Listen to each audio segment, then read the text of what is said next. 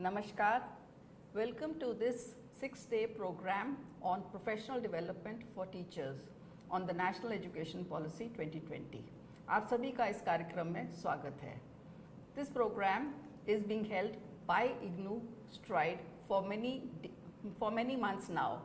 This is the 13th batch for this program and we are glad to welcome you to the program. This 13th batch has started on the 6th of May and will continue till the 16th of May. The aim of this program is to ensure that teachers of colleges and universities across India are able to better understand the direction, strategies of the National Education Policy 2020 as well as implement it in their places of work. Over the last few months, IGNOU, which is the implementing agency for this program, has been conducting regular interactions with teachers through this medium. This program is a UGC HRDC equivalent program and will help the teachers who are participating in it.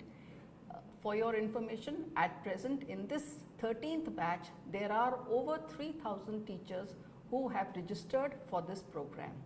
We would also like to tell you that this program, this particular video which you are seeing will be available to you on Swayam, as also all the other videos which have been taken up by experts. They are all available on the Swayam platform. The learning package besides these SP Live videos also includes 4 modules which have a total of 14 units which are available in Hindi and English.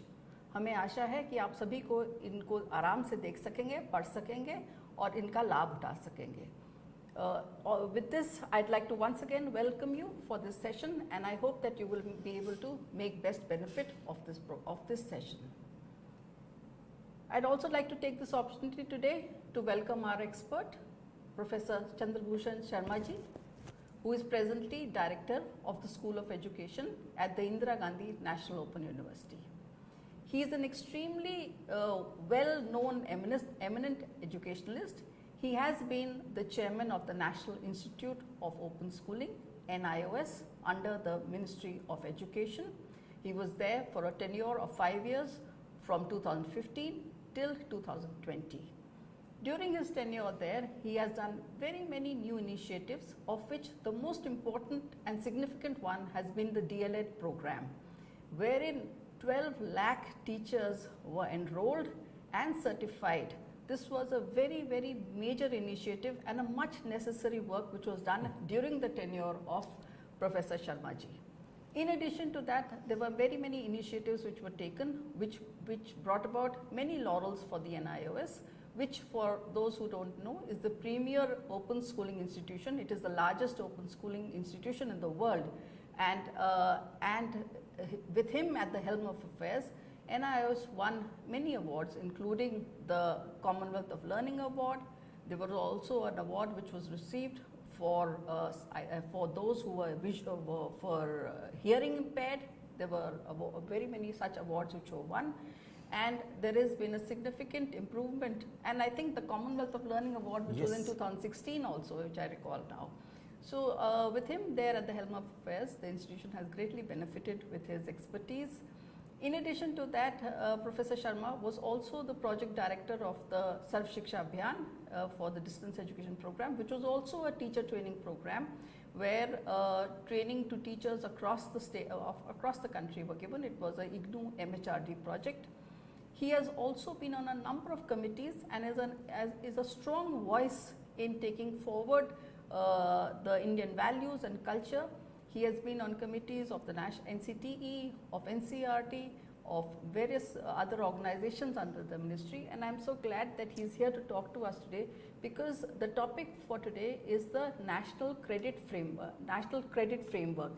And इस issue पे, इस topic पे हमें पता है कि बहुत सारे लोगों को सवाल हैं, उनके मन में कुछ प्रश्न हैं कि ये किस प्रकार से लागू होगा, इसकी अंडरस्टैंडिंग क्या है, स्पेशली अंडर ग्रेजुएट प्रोग्राम्स में इसको कैसे लगाया जाएगा, किस प्रकार से क्रेडिट्स को ट्रांसफ़र किया जाएगा, कैसे credit bank the NAD which is the national depository उसमें कैसे डाला जाएगा, कैसे इसका लाभ students as well as teachers लगा सकें, because when it comes to planning designing courses तब भी इस प्रकार के NCF की ज़रूरत है, plus when you are talking about the equivalence factor, क्योंकि जैसे शर्मा जी बताएंगे this is very important because equivalence is being done and he has spoken and written a lot about this thing. So I without wasting any further time I'd like to transfer this session on to Professor Sharma ji to tell us more about the National Credit Framework. Thank you very much. Thank you.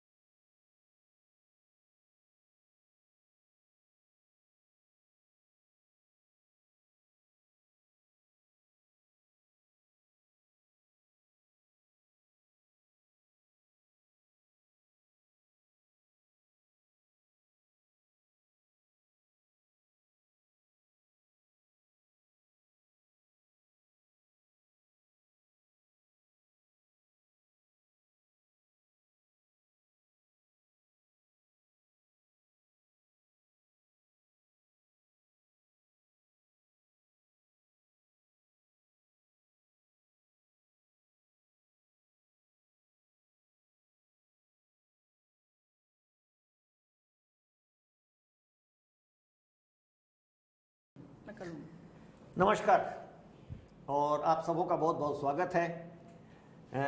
Thank you Anita ji for that long introduction. She forgot to say she's a good friend of mine, so all the kind words for me. Thank you very much.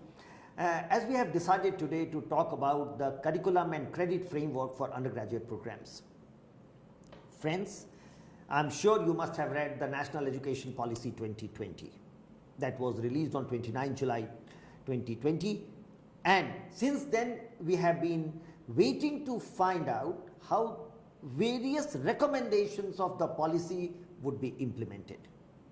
One of the most important recommendation of the policy is that the undergraduate program will be of 4-year duration with multiple entry and multiple exit. The 4th year will be equivalent sort of to a master's or a research program, after which a student can go for PhD program directly. We have all been guessing how would that actually become a possibility or a reality. The National Curriculum and Credit Framework for Undergraduate Programs clearly delineates the process through which this will be done. I will request you that once you have heard my introduction today, I am not going to cover everything because it's a long document and it has intricacies which you need to understand. So my introductory lecture today would be only to introduce some of the ideas that this very nicely written document has mentioned. Please go to the University Grants Commission website and read this document. It's a short document of 25 pages with abbreviations, and also you will enjoy reading it, especially because you are a stakeholder of higher education and you would like to know about it. Some of the recommendations of the policy which need to be mentioned is that the policy gives the freedom, autonomy and flexibility to the learners to choose their own subjects. This is across the sector. Right from school education, we have mentioned that children can now in the school sector and adults in the higher education choose their own subjects. And the distinction of science, arts, commerce has withered. Curricular, co-curricular, extracurricular, that physics is important and sports is not important. Music is not a discipline worth studying at the school. So these distinctions have been done away with, and the flexibility or the autonomy has been given to the students to decide their own degree, if I can say that. A number of universities, in fact I would like to mention Professor Dinesh Singh's idea, who is the ex-vice chancellor of Delhi University, who initially introduced this idea, design your own degree. Now a student can decide which subjects one would study and in which subject would one like to do a major and in which one would like to do a minor.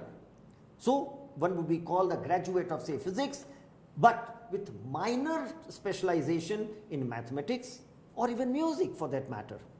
So you need to understand that the flexibility has been introduced in the real sense through this document. This document succeeds the CBCS, choice-based credit system.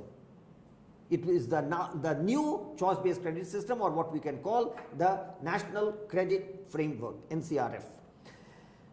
Each student, the document recognizes and the policy recognizes, each student has unique capabilities.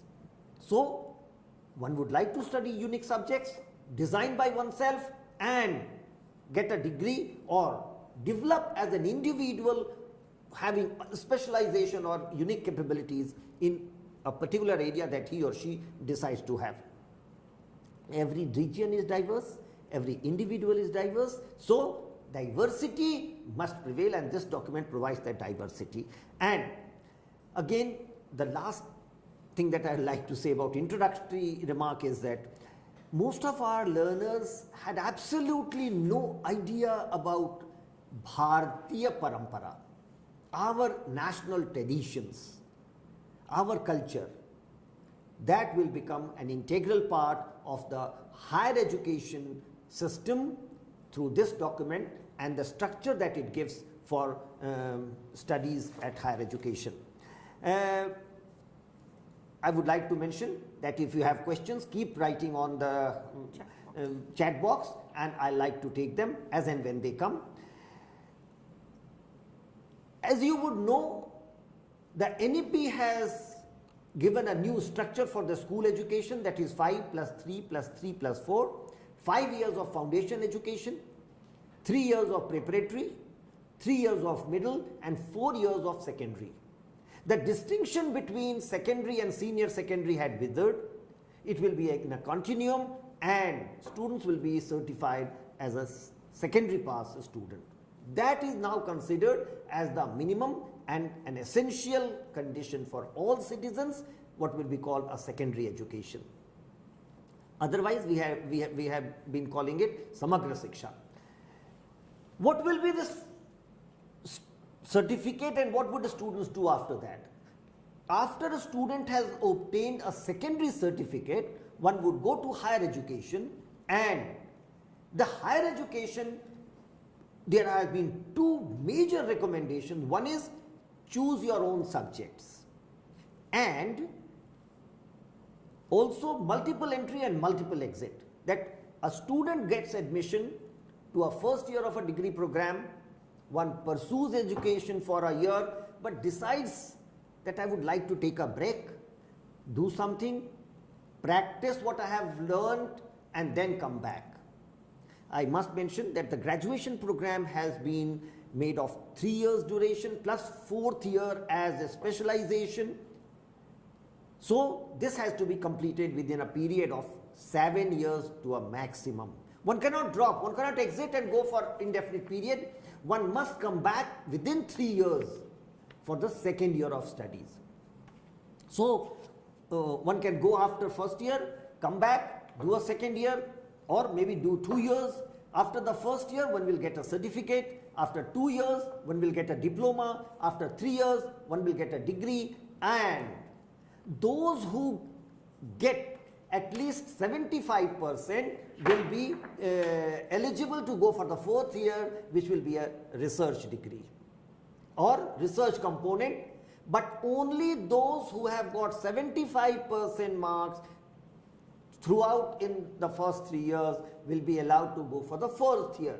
So 4 years of undergraduate is not compulsory, 3 years is compulsory to get a degree, but 4th year will be honors degree or a specialization. So remember that. First year, what happens? A student comes to the university and takes physics as a subject, or maybe say education as a discipline or subject.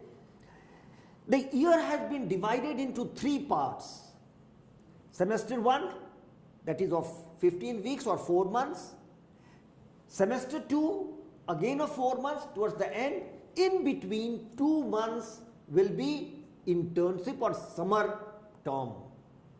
So those students who want to fast track can do that 2 months middle summer break and complete their credit load. Every semester will be of 20 credits, a year will be of 40 credits. 90 days plus 90 days and 45 days or so between the middle semester, the summer semester. So one can fast track and do courses there. What will be the requirement for exiting after first year? As I told you, the first semester will be of 4 months, 20 credits, and if one wants to major in say education, one will have to take minimum 50% of the credit in the discipline where one wants to major. So during the 40 credits that a student will be doing in a year, it's not compulsory that every student does the internship or the summer semester. One can go for vacation. So 8 months that one has to do compulsorily will do 40 credits, and out of which 50% of the credit has to be from a discipline where the student wants to do a major. The middle 22 months one can do internship, vocational courses or other courses that I would be mentioning about slightly later. If one wants to exit, this is very, very important. Everybody has been asking, what would one get after exiting after the first year?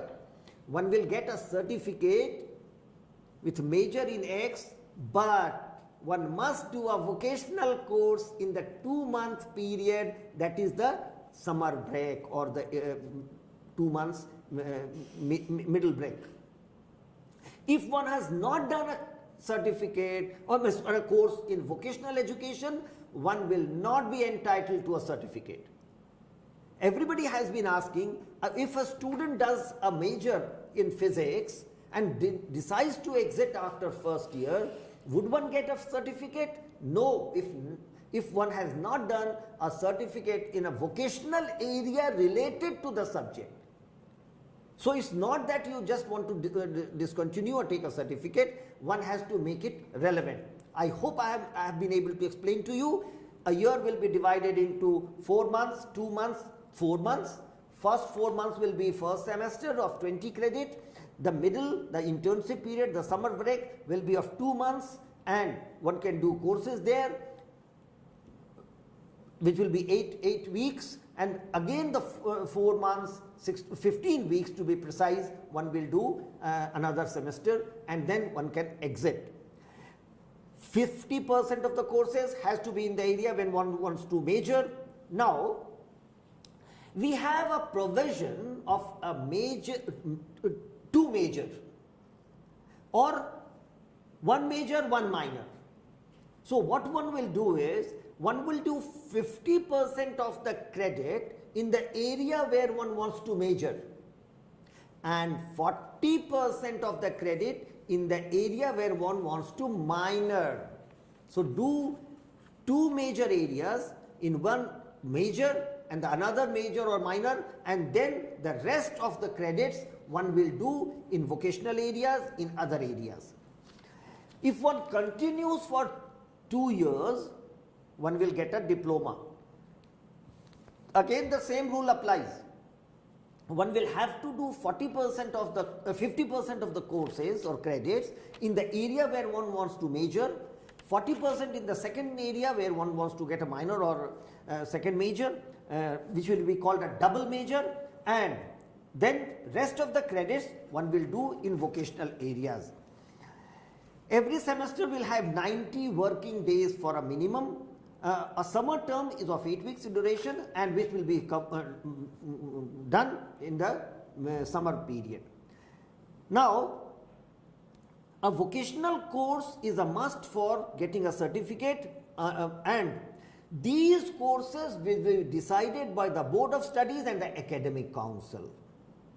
Now, the structure has been given by the University Grants Commission, but each university has to decide which areas one would work in and where it will offer courses. All universities are not created for all areas. So, one can do a major and a minor only in the areas where the university has decided. If it is an affiliating college, then the university will have the power to recognize and give approval to the colleges to provide the courses. I hope I have been able to explain, but I will again try to explain once again. There are 3 types of certificate. One is pure in a discipline, then then another would be interdisciplinary, and the third will be multidisciplinary. What would interdisciplinary mean? Supposing one is doing a major in education, so areas like schooling, areas like science education or inclusive education, these areas will become interdisciplinary areas, and the Board of Studies will decide on these courses. The University Academic Council will approve. So, a student can take a major in education and other courses in the areas that are interdisciplinary in nature but will be offered from the same department and school. Third will be multidisciplinary. The distinction of disciplines and humanities, social science has been removed. So, what will happen? A student who is doing a pure science degree, life science say for that matter, can also go and take courses in computer science, social science or humanities.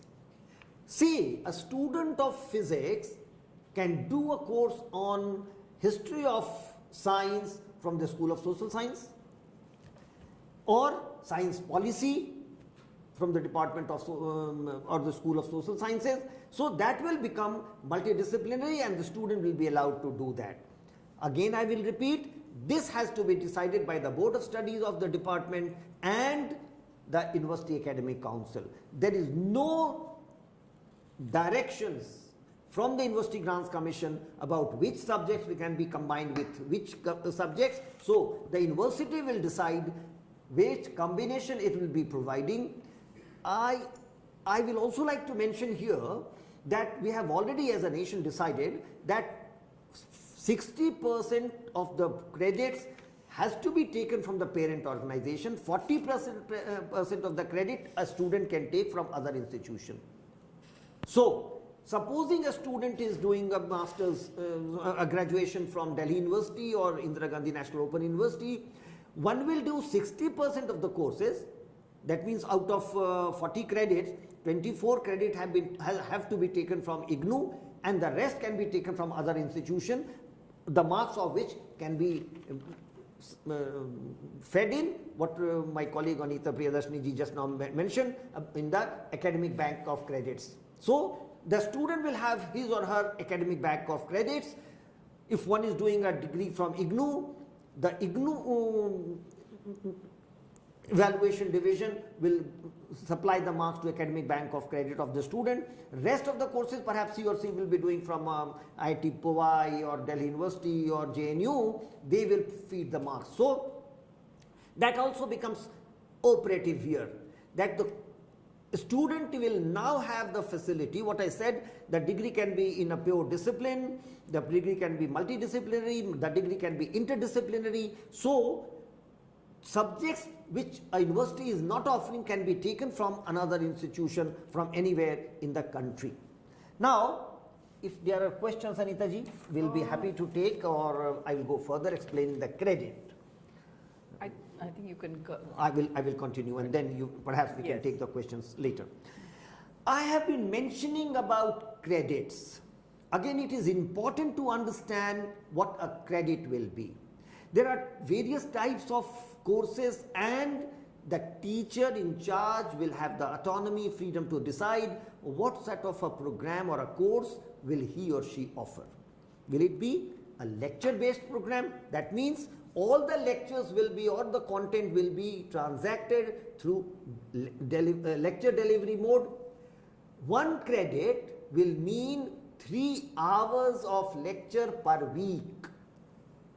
So over a 15-week semester, it will be total 16 weeks, 4 months, but over a 15-week semester, every week the teacher will deliver 1 hour lecture, that is 45 hours. So a credit will mean 45 hours of lectures. But if a course is of say 4 credit and the teacher says 3 credit lecture, 1 credit lecture cum tutorial, or 1 credit lecture and practicum. The practicum or the tutorial has been differently defined. A tutorial will be 2 hours per week. So over a period of 15 weeks, it will become 30 hours of tutorial. So a 4 credit course with 3 credit lecture, 1 credit practicum will become 45 hours of lecture, right? And I'm sorry, 1 credit will mean 1 hour of lecture, 3 credit will mean 3 hours of lecture. So a 4 credit program where there is 3 hours of lecture, 45 hours of lecture, and the rest will be practicum, that is 2 hours, 15 multiplied by 2, 30 hours. So 30 hours of lecture and 45 hours of lecture and 30 hours of practicum. Similarly, the lecture cum practicum or tutorial field work, where field work is involved, 2 hours of field work every week the student will be doing. It has been explained in detail that 15 hours per week of lecture, 15 hours of lecture plus 2 hours equals 30 hours per semester. As I mentioned, a course can be of any combination and any credit load. The teacher will decide, the board of studies will decide, the university will decide through the academic council what will be the load of a course. So it can be 3 lakh credit, it can be 4 credit, it can be 6 credit as well. The UGC does not give any prescription about this. For the 4th year, what I will say is that the 4th year, if the student wants to go for a research program, then one has to do a dissertation worth 12 credits. This will be done, first is only those who get 75% marks in the first 3 years will be entitled to go for the 4th year of honors degree, that is known as the honors or specialization. What we have, this document calls, I'm forgetting the exact nomenclature for it. The 4th year will be an honors research, honors oblique research. So if a student intends to go for an honors or research, the research component will be 12 credit, and that will be pursued under a teacher who is recognized as a supervisor. If there are less than 2 supervisors in a department, that department will not be allowed to go for research degree. That college where they have less than 2 faculty members who are research supervisors, they will not be allowed to take its students for the research degree, that is the 4th year. The proposed number of credit per course and the credit distribution is suggestive, and the higher education institution may decide on course credit and distribution over 6 to 8 semesters.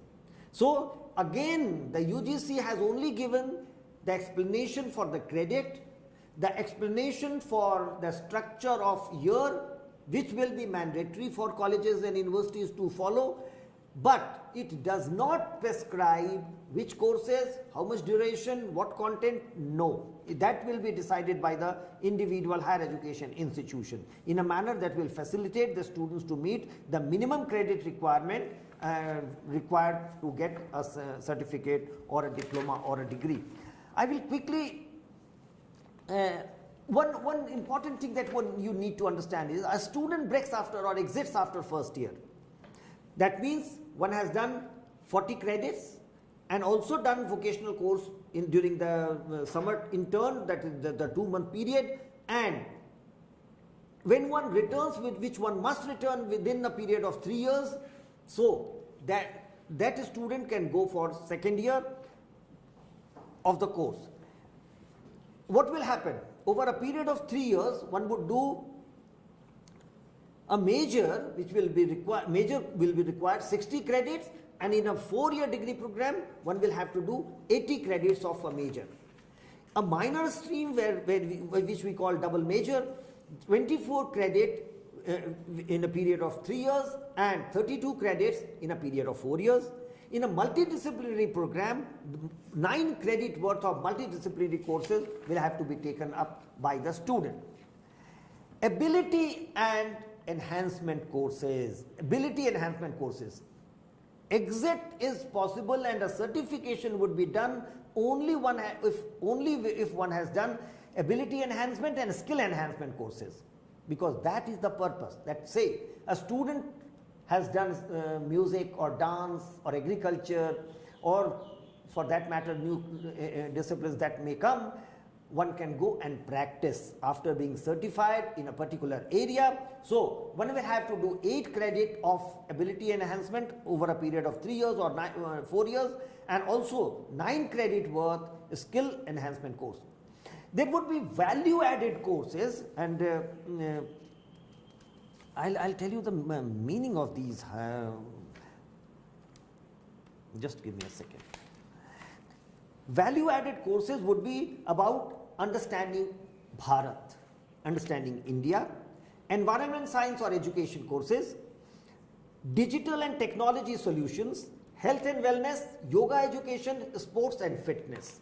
These will be value added courses. One must do, and one will have to do at least 6 to 8 credit worth in a period of 3 years or a 4-year period, then only one will be entitled to be certified. Similarly, those who do internship, the summer internship, will have to do 2 to 4 credit courses. So one can do 2 credit or 4 credit, 2 credit in first year, 2 credit in second year, only then one will be able to get a certificate after first year. What will be these courses like? I told you that these will be vocational courses which will equip a student, a learner, to go and do something, become a self-employed person. So that will be essential. Research project, as I have told you, will not be available in the first 3 years. It will be available only in the 4th year for those students who have got 75% marks in the first 3 years and they wish to go for a 4th year research degree, after which one can go directly to the PhD program. What will be the ability enhancement courses? They can be courses in modern Indian languages, English language, and focused on communication skills. So that will be ability enhancement courses. One must do ability enhancement courses worth 8 credits during the period of 3 years if one wants to get a degree or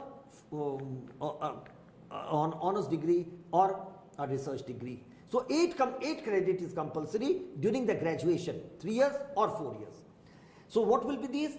That will be in Indian languages, English language, especially communication skills. What is the intention?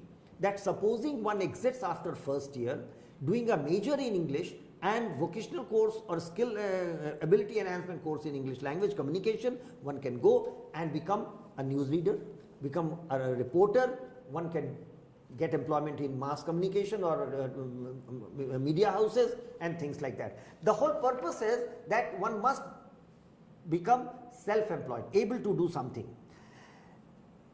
What will be the disciplinary and interdisciplinary minors and majors? See, there are subjects which are prescribed, but a minimum of 20 credit will be allotted to minor stream relating to vocational education and training.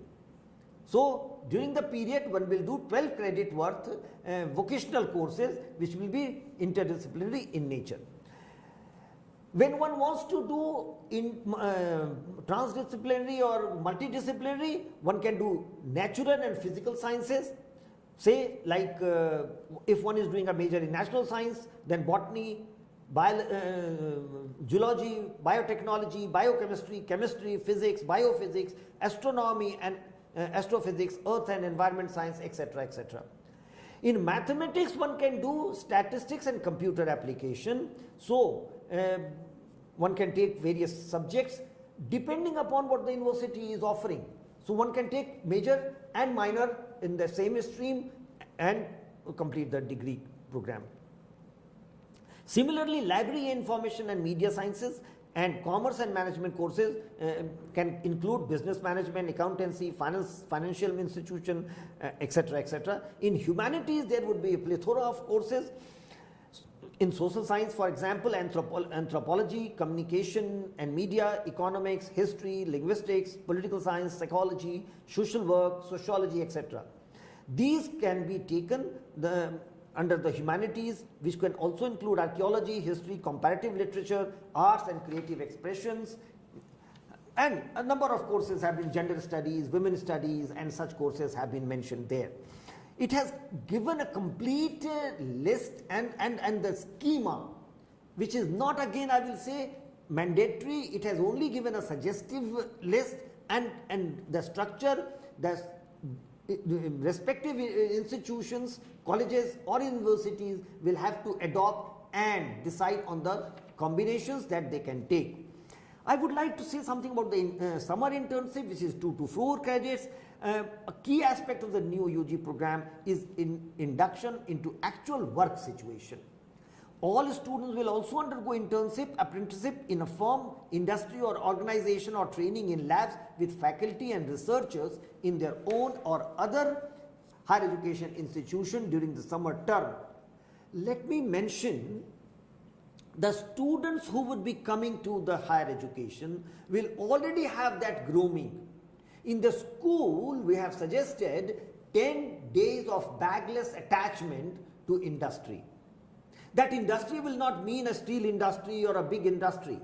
That 10 days bagless attachment is practically meaning attachment to, say, a field, a carpenter shop, a cobbler shop, a pottery firm or pottery establishment. The children have to be exposed to various areas of skill. They will slowly grow watching all of them, and maybe some of them get interested in them and decide to pursue that as their career and vocation. So, what this document now in the context of higher education says that the key aspect of the new undergraduate program is induction into actual work situation. They will be exposed in the school sector, and now they can take them as a discipline during their internship, the summer internship, that 2 months. So, apprenticeship can be in a firm or industry or organization, or training in labs with faculty and researchers in their own area. In the area of science, perhaps they can do something which will help them get or become self-employed. So, that is the purpose of summer internship. Community engagement and service. The curricular component of community engagement and service seeks to explore students to the socio-economic issues in society, so that the theoretical learnings can be supplemented by actual life experiences to generate solutions to real life problems. So, that is community engagement. And I have already told you that the credit load has already been defined. 1 credit will mean 2 hours of per week engagement in the community. So, over a period of 15 weeks, they will have to do that 30 hours. Now, because this will be 1 credit or 2 credit, I have already told you that 2 to 4 credit community work or vocational has to be taken. So, over a 2-month period, which will be about 7 weeks, so 14 hours of community engagement. Field-based learning or minor project. The field-based learning or minor project will attempt to provide opportunity for students to understand the different socio-economic context. So this is the structure of the undergraduate program. About the research, I have already told you. In the 4th year, one will pursue a research project under the guidance of a research supervisor who has to be qualified and approved supervisor of the college or the university. Any department which has less than 2 supervisors will not be able to admit a student for the 4th year degree program of a research program. There are various other minor issues explained, which I would expect you to read that document.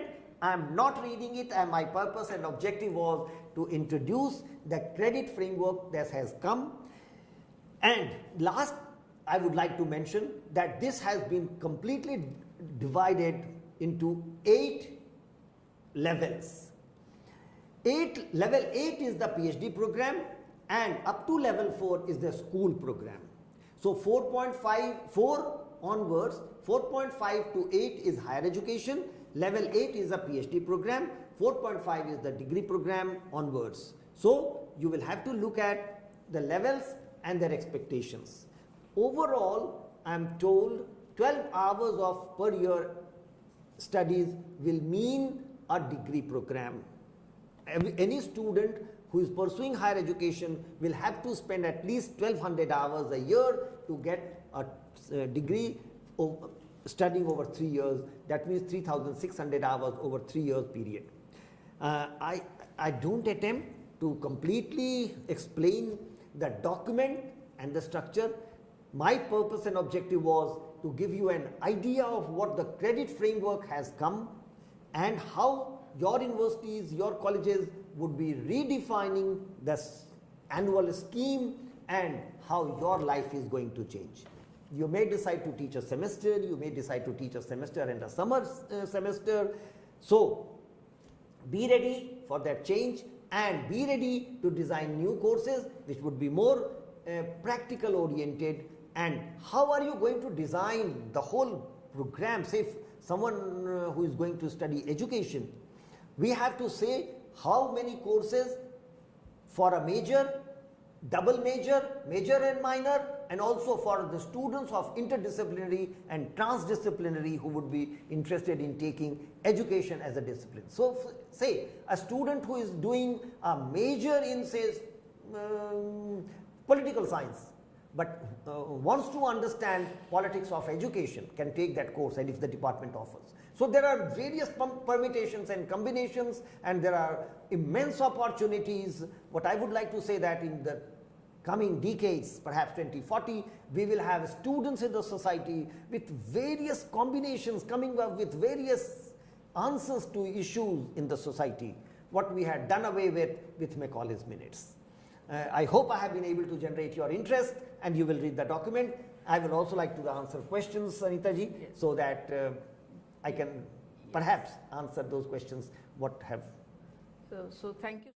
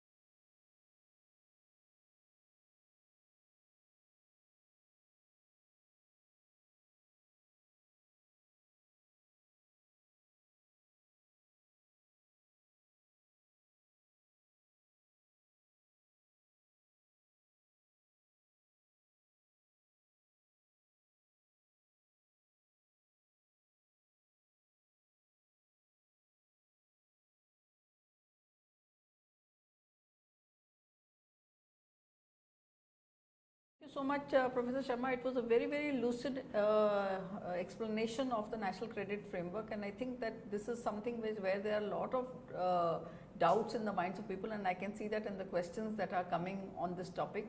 It's a very, the document must be read to understand the new way in which the new structure and the creditization that has been done, and I think Professor Sharma has very lucidly explained it. But there are some questions which I am putting forward. So there is a question which says, I would like to know what type of vocational courses can be given to students of the education department. So maybe those who are doing B.Ed or some education course, how can they? See, professional areas, I'm on a slippery wicket, because the regulatory bodies decide on the courses, which should not be the norm, because universities have autonomy and their academic council must decide. But what I would say is that, say somebody, I'm speaking completely out of the context and imagining at the moment, doing a loud thinking. Supposing somebody who is doing physics or science can also do internship in lab, understanding lab work, and then become a demonstrator in a school lab. Similar things, if one doesn't want to become exactly a teacher, but wants to become a person, a sports teacher in the school, perhaps he or she can do that. So at the moment it is premature for me to make a complete inventory of courses that one would do, but then what I would believe is that one is education, one will have to complete 3 years to be in a classroom. Perhaps we are going to make it 4 years. The integrated teacher education program has been designed on a 4-year structure. One will not be able to go in a classroom and teach without doing the 4-year integrated teacher education program. But then perhaps departments can come up with innovative courses which one can take during the summer break and go and do various jobs in a school. We have also in our policy said there will be 3 types of B.Ed. One will be 4-year, that is integrated teacher education program, ITEP. One will be 2-year B.Ed program, and one will be 1-year B.Ed program. So perhaps various programs or courses will have to be designed for 1 year, 2 year and 4 year. Okay, thank you so much, sir. There's another question which probably relates to the aspect of multidisciplinary institutions, which is also mentioned in the National Education Policy, where somebody has asked, one of the teachers has asked, how can a science college give an option for art subject to students? So I think we are heading in that direction, because people have started now thinking about how this will happen. Why not? Why not? I am a student of physics, but I am very interested in music. So why can I not study music as a second option and pursue physics as my first option? Let me mention to you, I am a student of, or an ex-student of Jawaharlal Nehru University, and we had the same structure 30 years back. I was pursuing linguistics as my first subject, but I was doing sociology as a second option. So those courses, it's only a question of timetable. In the forenoon, all the departments had the major courses designed. 2 onwards, up to 5 o'clock, they had to design their timetable in a manner that students from other schools, other disciplines can come and attend. So a student doing environment science or life science could in the second half go and attend science policy in a social science department. So it is quite possible. In fact, let me tell you, I mean, the National Institute of Open Schooling has this freedom and autonomy. Children can take any combination. But every time higher education people said, how will we fix up the timetable? A whole nation was waiting because higher education could not make a good timetable. It's only an issue of timetable, and we will be able to do it. Let me tell you, Mendel studied 3 subjects: gardening, agriculture and mathematics. How was that possible? Why is it not possible today? We can make it possible. And the implication would be, when students come up with combinations like, say, dance, music and German, one can become a great performer in Germany because one has studied German and studied dance and music. So all our boys and girls can go and become the best dancers in Germany, France, Russia, across the world. And to take this forward, exactly what you're saying, there's another question which is very nice, which is a good question, I think, which says that it's about linking education to employment, because it says, won't such course design require reform in the existing jobs and their eligibility criteria? And the whole darshan, I won't call it a philosophy, objective, the darshan of the National Education Policy 2020 is dealing job from degree. What Macaulay did. What did Macaulay say in the minutes of 1835? You study English, I'll give you job. You know English, you can become a clerk. You know good English, you can become ICS. We are exactly undoing what Macaulay did. We are saying, you studied English, you did a communication course, now go and become a good orator, speaker. You can do debating, you can train students in good speaking, you can do a newsreader's job or many other things. You can run your own YouTube channel where you give lectures and people hear, and then you earn a living through that. The darshan of राष्ट्रीय शिक्षा नीति 2020 ये दर्शन है इसका कि हम ये नहीं मांगेंगे कि मैं ग्रेजुएशन किया तो मुझे एक नौकरी दो. मैं ये देखना चाहता हूं कि मेरे विद्यार्थी जो पास करके आए वो ये कहें कि मैं 3 साल का स्नातक कार्यक्रम करने के बाद अब अपना एक फर्म चलाता हूं. मैं ये कर सकता हूं, मैं नौकरी नहीं चाहता हूं सरकार की. नौकर कौन बनना चाहता है? जब से भारत में हम नौकर बनने लगे तभी से हम पिछड़ गए. जब तक हम नौकर बनने की परंपरा नहीं किए थे तब तक हम दुनिया में सोने की चिड़िया के तौर पर जाने जाते थे. So this also answers another question asked by a teacher, which says, won't such personally designed courses interfere with the eligibility criteria or future job prospects of students? Again, I will say the same, that we have been waiting because job market said if you have graduation in XYZ, then I will give you a job. We have done away with it. We say you choose your own subjects. Design, what Professor Dinesh Singh often says, design your degree. I'm interested in dance, I'm interested in music, I'm interested in business studies or maybe any other subject. Why can I not take that combination? Let me do what I want and not the university or institution prescribe that you will have to do this because we don't have the possibility or option to give you this combination. Wait for 10 years when our batch will come out of the colleges and they will have various expertise. They will be entrepreneurs, they will be innovators, they will be experimenters and come up with very new ideas which will completely rock the world. And I think even the UGC, the Learning Outcomes Curriculum Framework rightly Exactly. says that now you need skills, competencies such as research, logical thinking, communication skills, irrespective of the discipline that you are in, you need all these competencies, and employers are actually looking for such competencies so that they are more easily hireable.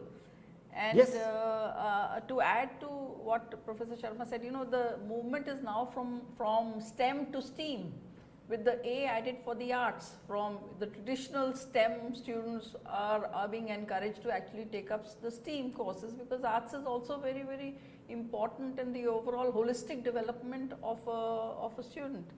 So thank you, sir. One last question I think is related to creditization, because it has been asked, is there any relationship between credits and percentages?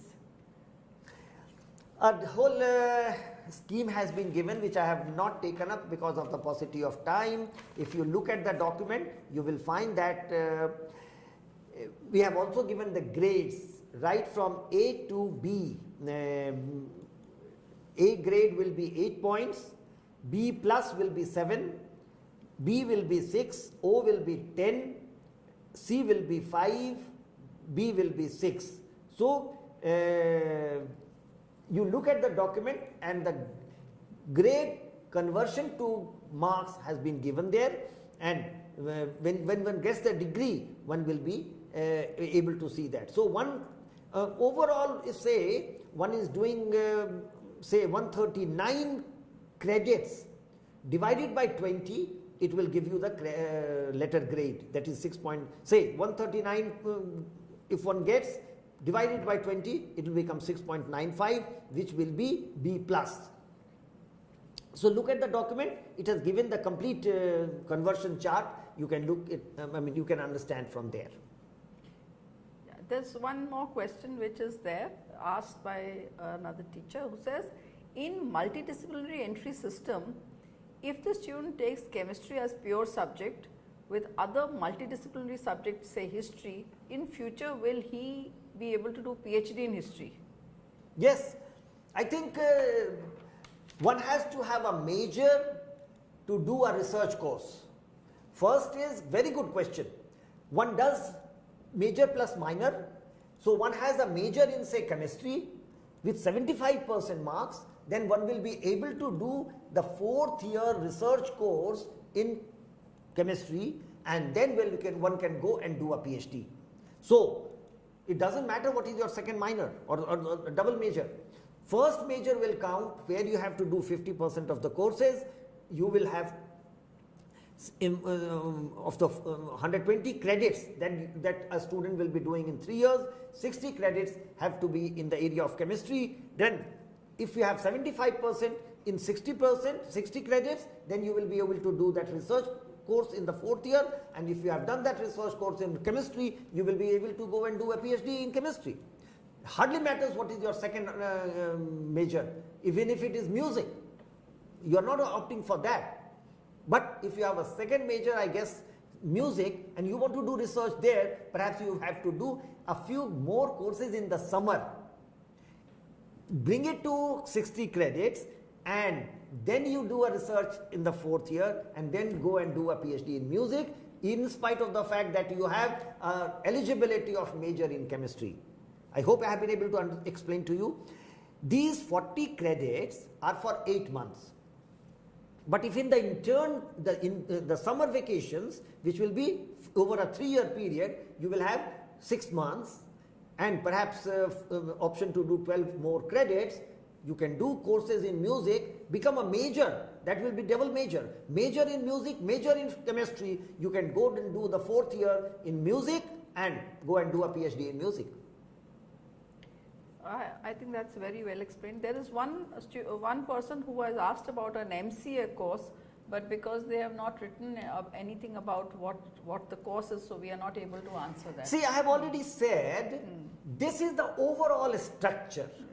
The purpose is to give flexibility and autonomy, flexibility to the student, the department, and autonomy to the institution to decide on courses and the structure of programs. There can be various permutations and combinations, in the sense the department can design 2 credit courses for the summer. Teachers who are available in summer can offer those courses. Students from various disciplines can take, because there will be no prerequisite to do that summer intern course. And if one has completed 12 credits over 3 years, one can earn. So specifically, if you want to ask about master in computer application, I will say that computer science department will decide on the courses that one would take in the 1st semester, summer interns, 2nd semester, and how it will offer these courses. So I think this also answers this question, which says, what is the process of minor course syllabus designing and who is eligible for designing? Oh, the department only, the board of studies. It's clearly said the board of studies will decide, and the academic council of the institution will approve these courses, and only then the university will run. The University Grants Commission doesn't have to say anything. The credit framework only gives the guidelines, the framework of it, but it doesn't prescribe courses. Universities still will have the autonomy to do this. So the last question is, those I don't think is related to credit framework, but it says, is there any preference given to Hindi over other Indian languages in any? No, all languages are equal. So it's a clear understanding of the government, the UGC, that all languages are equal and they will all get equal status in as far as offering of the programs is concerned. The universities will decide on the medium of instruction. So I think with this we've come to the end of this session. All the questions that were in the chat box have been answered very well by Professor Bhushanji. Sharma ji, and I'm so grateful that you were here to take up this issue of National Credit Framework, because it is a difficult topic to speak on, and everything is still in its nascent stage, so people are also still trying to find their way around it. And with your very, very elaborate explanations, I think some sort of better understanding of the national education policy with reference to the NCF has also come. Thank you very much. My privilege entirely. Thank you so much for giving me this opportunity. And thanks to all those who have been watching and would watch. I'll be happy to hear from you. Write to me on my mail address cbsharma@ignu.ac.in. Thank you very much. Namaskar.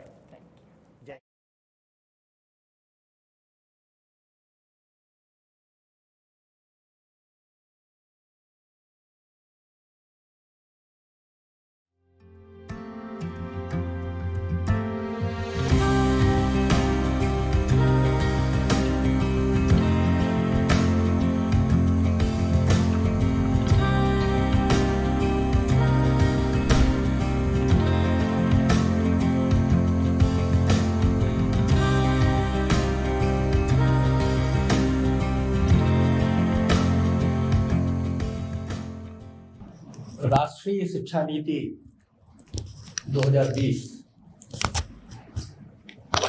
के बारे में हम सबको जानना है और इस सबको कैसे क्रियान्वित करना है इसको भी समझना है।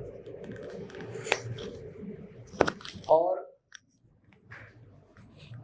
इस नीति में प्रमुख बातें जो 8-10 हैं उसको हम लोगों ने कई बार सुना है, कई बार उस पर परिचर्चा में भाग लिया है, लेकिन जब क्रियान्वयन की बात आती तो कहीं ना कहीं हम लोग रुक जाते हैं। विश्वविद्यालय अनुदान आयोग ने इस अभियान को आप तक पहुंचने का एक बहुत बड़ा प्रयास किया है। अगर आप इनके बिंदुओं को समझ लेंगे तो आसानी से क्रियान्वित कर सकते हैं।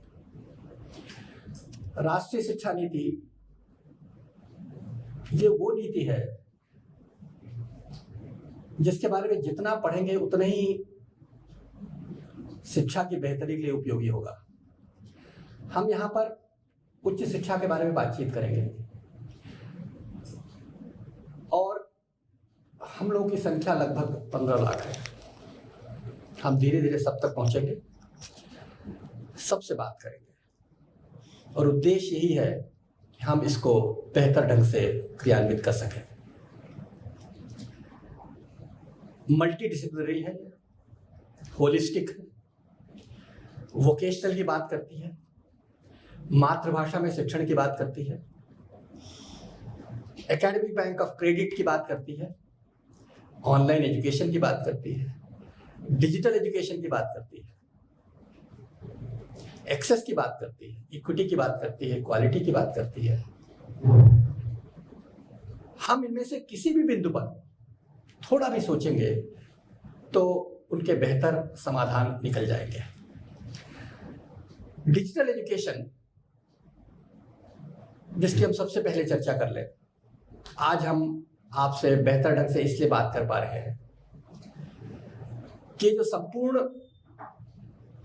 कैपेसिटी बिल्डिंग की व्यवस्था है इसमें समर्थ भारत सरकार का है। स्वयं जिसकी स्थापना 2016 में हुई थी और स्वयं प्रभा चैनल्स 2017 में जो स्थापित हुए थे। चैनल के माध्यम से आप बातचीत कर सकते हैं और यहाँ पर चर्चा के लिए जो प्रश्न आए हैं उन प्रश्नों के जवाब भी प्राप्त कर सकते हैं। यह नीति बहुत ही स्पष्ट है। स्पष्ट होने के साथ साथ हम इसको अपने स्तर पर किस तरह से क्रियान्वित कर सकते उस पर हम ज्यादा सोच सकते हैं। 2016 में स्वयं प्लेटफॉर्म की स्थापना हुई थी भारत सरकार के तहत ही। लगभग 3000 से ज्यादा कोर्सेज उसमें उपलब्ध है और उनमें पंजीकरण निःशुल्क है। केवल परीक्षा के लिए जो ऑब्जेक्टिव टाइप के होते हैं उसके लिए कुछ शुल्क नेशनल टेस्टिंग एजेंसी, जो अगेन शिक्षा मंत्रालय के अंतर्गत है, उसमें कुछ जमा करना पड़ता है। साल में 2 बार परीक्षाएं होती हैं और जो सर्टिफिकेट है वो आपके क्रेडिट ट्रांसफर में उपयोगी होता है। राष्ट्रीय शिक्षा नीति का मूल आधार ये कोर्सेज है, ये पाठ्यक्रम आधारित शिक्षा है, जिसमें पूरे प्रोग्राम की बात ना करके किसी एक कोर्स की बात हम करते हैं। और अगर इस कोर्स को अगर आप करना शुरू करेंगे तो आपके पाठ्यक्रम अपने आप मल्टी डिसिप्लिनरी भी हो जाएंगे, होलिस्टिक भी हो जाएंगे, मल्टीपल एंट्री और मल्टीपल एग्जिट की बात भी पूरी कर सकते हैं। हम लोगों ने जो अपनी शिक्षाएं आरंभ की थी पुराने जमाने में, अगर हमने कक्षा 12 में अगर पॉलिटिकल साइंस, सोशियोलॉजी और हिस्ट्री ले लिया तो जीवन में कभी साइंस नहीं पढ़ सकते थे, कंप्यूटर साइंस नहीं पढ़ सकते थे, कॉमर्स के विषय नहीं पढ़ सकते थे। ऐसा क्यों? ज्ञान तो सब तक पहुंचना चाहिए, और यही बात राष्ट्रीय शिक्षा नीति कहती है कि हम किसी एक कोर्स को, किसी 2 कोर्सेज को जो हमारे मूल विषय से संबंधित नहीं है, उससे हम जुड़ सकते हैं। इसीलिए अभी हाल ही में यूजीसी ने 2 डिग्रियों की भी व्यवस्था कर रखी है। हम साइंस के हैं तो हम आर्ट्स की डिग्री ले सकते हैं, हम आर्ट्स के हैं तो साइंस की डिग्री ले सकते हैं, कॉमर्स की डिग्री ले सकते हैं, बीसीए की डिग्री ले सकते हैं। ये जो बंधन थे पहले डिसिप्लिन्स के, उन बंधनों को खत्म करने का प्रयास किया गया है। उससे कई लाभ हैं, हम उस पर बाद में चर्चा करेंगे। लेकिन डिजिटल जो इंटरवेंशन है, ये जो स्वयं का, ये निःशुल्क आपको सुविधा देता है। 2,75,00,000 लोगों ने अब तक इसमें पंजीयन करा रखा है, जिसमें पाठ्य सामग्री उपलब्ध है, वीडियोज उपलब्ध है, डिस्कशन फोरम उपलब्ध है और परीक्षा भी होती है। 4 क्वाड्रेंट अप्रोच जिसको कहते हैं। हम केवल पहला काम ये करना शुरू कर दें अपने छात्रों से कि आप उन 3,000 साढ़े 3,000 जो पाठ्यक्रम हैं, उन पाठ्यक्रमों में पंजीयन कराएं निःशुल्क, जो उनकी इच्छा। आप वहां रोकिए नहीं। साइंस का बच्चा अगर म्यूजिक में करना चाहता है, कंप्यूटर में करना चाहता है, हिंदी में करना चाहता है, उसमें 1 पाठ्यक्रम ले ले, 2 पाठ्यक्रम ले ले, 3 पाठ्यक्रम, जो भी लेना चाहे, अपने आप आपका मल्टी डिसिप्लिनरी फोकस हो जाएगा। आप अपने यहाँ अगर इस व्यवस्था को कर सकते हैं तो करिए, नहीं कर सकते तो कोई बात नहीं। केवल बच्चों को प्रेरित करिए, जो हम आसानी से कर सकते हैं, जो अपने हाथ में है, और हमारे पास पोर्टल उपलब्ध है। उनको केवल स्वयं प्रभा चैनल के बारे में बताइए। 34 चैनल्स हैं। ये चैनल्स अंडर ग्रेजुएट प्रोग्राम्स के लिए है, पोस्ट ग्रेजुएट प्रोग्राम्स के लिए है, सर्टिफिकेट प्रोग्राम्स के लिए है, इंजीनियरिंग के लिए है, मैनेजमेंट के लिए है। देख लें, जो चैनल उसको देखना हो, उसमें हर दिन फ्रेश जो सामग्री है, फ्रेश वीडियोस हैं, 4 घंटे के लिए प्रसारित होते हैं, 6 बार रिपीट होते हैं, यूट्यूब में भी उपलब्ध होते हैं। अपनी सुविधा से ये शिक्षा है, क्योंकि राष्ट्रीय शिक्षा नीति बार बार ये कहती है कि हमें जीईआर को बढ़ाना है। जीईआर अभी हमारा वर्तमान में 27% है और अगले 13 वर्षों में इसको 50% करना है। तो उसके लिए हम तकनीकी का प्रयोग करें। ऑनलाइन रेगुलेशंस हमारा 2018 में बन गया है। 2020 में पुनः संशोधित ऑनलाइन रेगुलेशंस बन गए। हम ऑनलाइन पाठ्यक्रमों में भी ज्वाइन कर सकते हैं। आज देश में 60 से ज्यादा संस्थान हैं जो ऑनलाइन पाठ्यक्रम उपलब्ध करा रही हैं। आईआईटीज, आईआईएम्स ये तो उपलब्ध करा ही रही हैं। ब्लेंडेड लर्निंग के द्वारा हम इस बात को बेहतर ढंग से पहुंचा सकते हैं।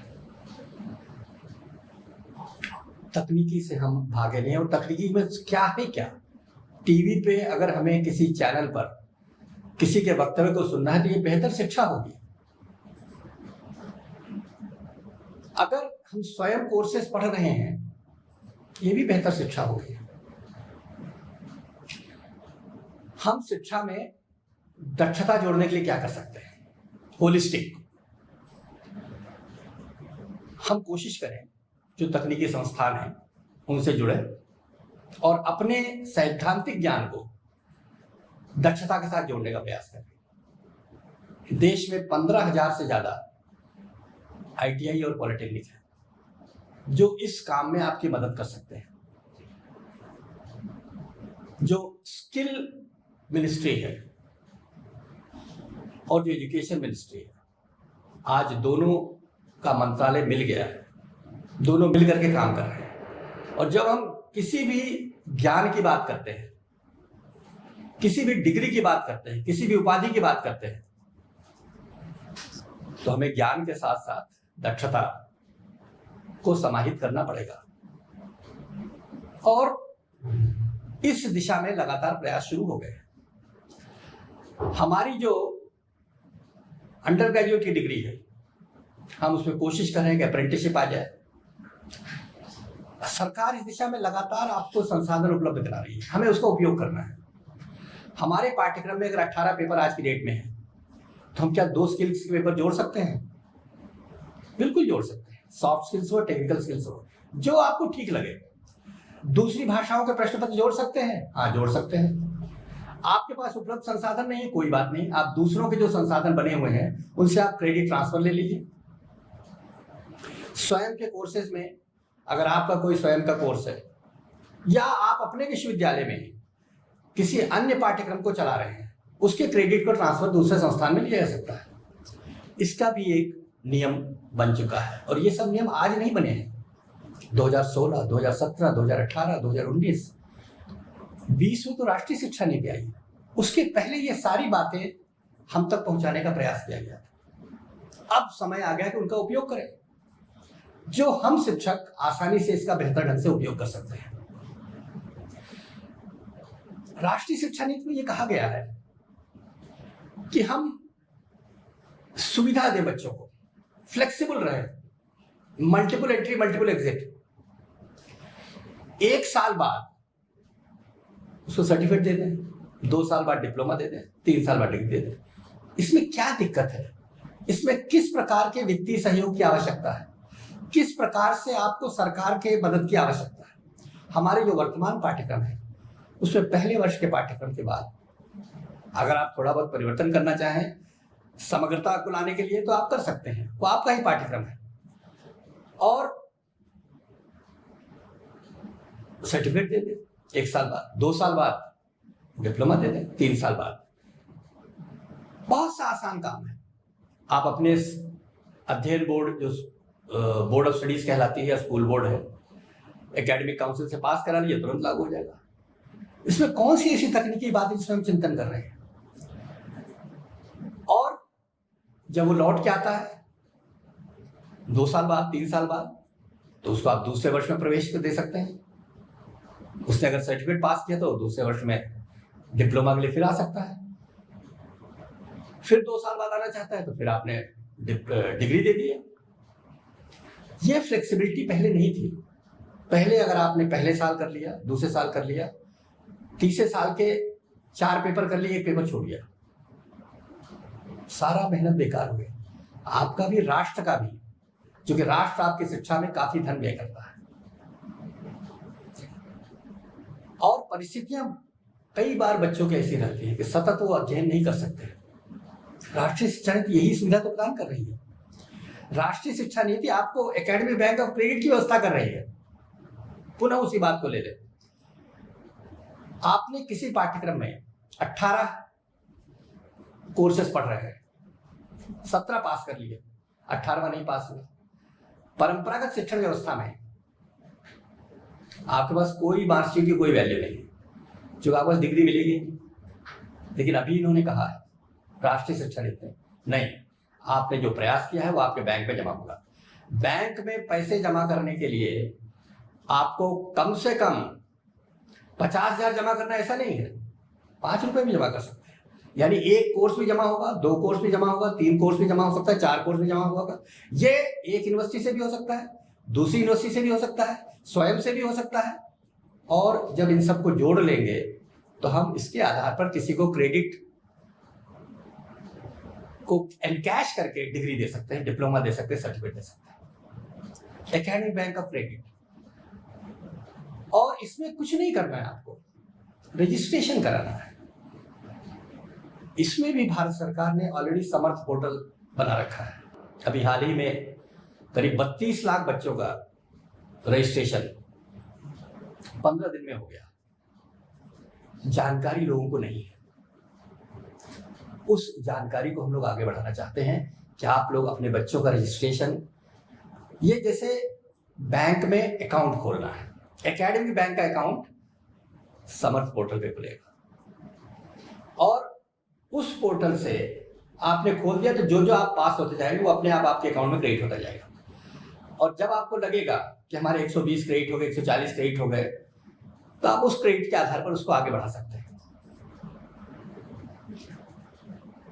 मल्टीपल एंट्री, मल्टीपल एग्जिट देश के लिए जरूरी है। 2 विषयों को पढ़ना बच्चे की एम्प्लॉयबिलिटी के लिए जरूरी है, स्किल को जोड़ना एम्प्लॉयबिलिटी के लिए जरूरी है। और सबसे बड़ी बात है, एक से अलग विषय को पढ़ना, वो ये है कि इनोवेशंस को बढ़ावा देता है, मस्तिष्क की शक्ति का विकास करता है। परंपरागत जो ज्ञान है हम लोग जो अभी तक प्राप्त करते आ रहे हैं, एक विषय में पढ़ते चले आ रहे हैं, तो तर्क शक्ति तो बढ़ जाती है, लेकिन जो कल्पना शक्ति है उसका विकास नहीं हो पाता। और नवाचार के लिए हमें कल्पना शक्ति और तर्क शक्ति दोनों को जोड़ना पड़ेगा।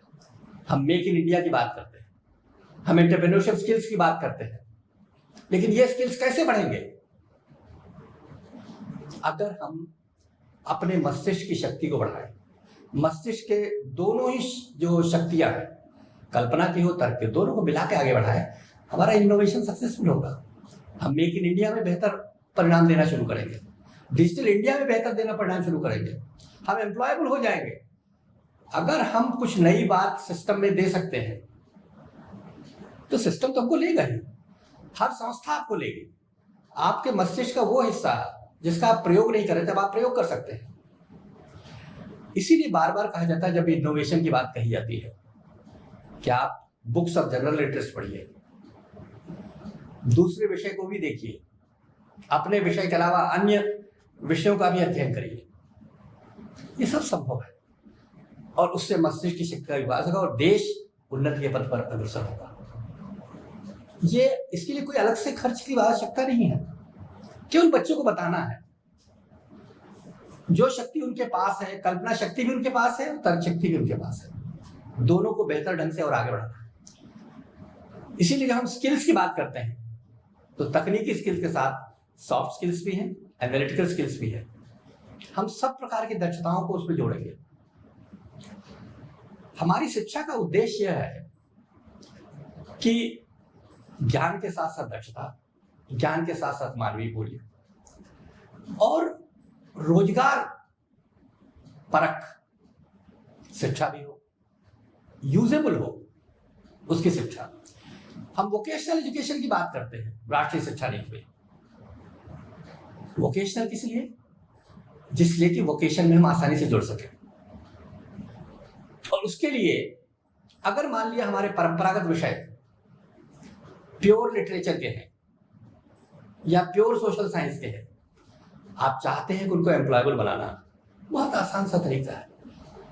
आपने 18 पेपर में 9 पेपर आपके उसी विषय के रख लिए और बाकी आपने कहा जो एम्प्लॉयबल कोर्सेज उनको रख लीजिए। कंप्यूटर का एक रख लीजिए, जर्नलिज्म का एक रख लीजिए, मैनेजमेंट का एक रख लीजिए, सॉफ्टवेयर के एक पेपर रख लीजिए, जो ठीक लगे। अपने आप वो जो दक्षताएं हैं उनकी बेहतर होंगी और बच्चा एम्प्लॉयबल होगा। हम बार बार उन चीजों को देखना चाहते हैं जो हमारी अपनी है, हमारी ज्ञान परंपरा, भारतीय धरोहर। राष्ट्रीय शिक्षा नीति इस बात पर भी जोर देती है, हमारे पास ज्ञान का अथाह भंडार था, हमारी संस्कृति बहुत समृद्ध थी, क्या हम उसमें और योगदान नहीं दे सकते? हम कर सकते हैं। हमारे पास वेद है, हमारे पास ज्योतिष विज्ञान है, हमारे पास जो वेद है वो कृषि कैसे बेहतर कर सकता है उसके बारे में बताता है। हमारे पूर्वजों ने ही गणित का ज्ञान पूरे विश्व को दिया था। हम अपनी ज्ञान की जो निधि है उसको खोजें और उसको दें अपनी नई पीढ़ी को, और हमें अपनी समृद्धता पता लगे। राष्ट्रीय शिक्षा नीति यही तो कह रही है, हमारी संस्कृति, हमारी भाषा, मातृभाषा में शिक्षा देने में क्या दिक्कत है आपको? आप कहेंगे सर उसके लिए हमें अलग से टीचर चाहिए। नहीं, हमको जो भाषा आती है वो बोल सकते हैं ना, हम कम से कम बच्चे को काउंसलिंग तो कर ही सकते हैं, परामर्श तो कर ही सकते हैं। और मातृभाषा में शिक्षा का तर्क क्या है? सामान्य सा तर्क है। हम कोई और भाषा 4 या 5 साल बाद सीखते हैं जब विद्यालय जाते हैं, मातृभाषा माँ के साथ सीख लेते हैं। 3 या 4 साल जो अतिरिक्त उस भाषा को सीखने में आसानी से सीख लेते हैं, उससे हमारी भाषा नींव मजबूत हो जाती है। और उस भाषा में अगर कोई ज्ञान दे सकता है तो हमारे लिए बहुत लाभकारी है। हम कर सकते हैं, प्रयास करिए, सोचिए, निश्चित रूप से आ जाएगा। हम लोगों ने एक छोटा सा प्रयास किया था इसी स्वयं प्रभा चैनल के माध्यम से। हम लोगों ने क्या कहा था कि हमारे जो बीए के परंपरागत विषय हैं, सोशल साइंस के विषय, इतिहास है, समाज विज्ञान है, पब्लिक एडमिनिस्ट्रेशन है, सोशियोलॉजी है, इनको हम मातृभाषा में पढ़ाएं। शुरुआत में हम भी समझ नहीं पाए कैसे करेंगे, फिर धीरे समझ में आने लगा, अरे इसको मातृभाषा में पढ़ाना तो मातृभाषा के शिक्षक को बुला लेते हैं, क्योंकि वो अपनी मातृभाषा के साथ साथ दूसरों की मातृभाषा से आसानी से जुड़ जाएगा। हमने सोशियोलॉजी के पेपर्स तेलुगु, मलयालम, मराठी, पंजाबी, उड़िया, गुजराती, असमी, 12 भाषाओं में बात करना शुरू कर दिया और परिणाम बहुत अच्छे रहे। हम सब कर सकते हैं जहां जिसको अवसर मिले। इसके लिए सरकार से पूछने की कोई अलग से आवश्यकता नहीं, इसके लिए ग्रांट की भी आवश्यकता नहीं। हमने तो वर्तमान जो सुविधाएं उपलब्ध हैं उन्हीं सुविधाओं का प्रयोग कर रहे हैं। हम जो आपसे बात कर रहे हैं ये चैनल भी सुविधा में सरकार ने दे रखा है आपके लिए, आप इसका प्रयोग करें। कैपेसिटी बिल्डिंग के लिए आप अपने घर पे बैठ करके मटेरियल को देख सकते हैं, वीडियो को सुन सकते हैं, डिस्कशन में पार्टिसिपेट कर सकते हैं, परीक्षा दे सकते हैं और परीक्षा का परिणाम भी उपलब्ध हो सकता है। आप देखिए कैपेसिटी बिल्डिंग का ये अनोखा प्रयास है। प्रयास होते रहे लेकिन पहले कम संख्या में होते रहे।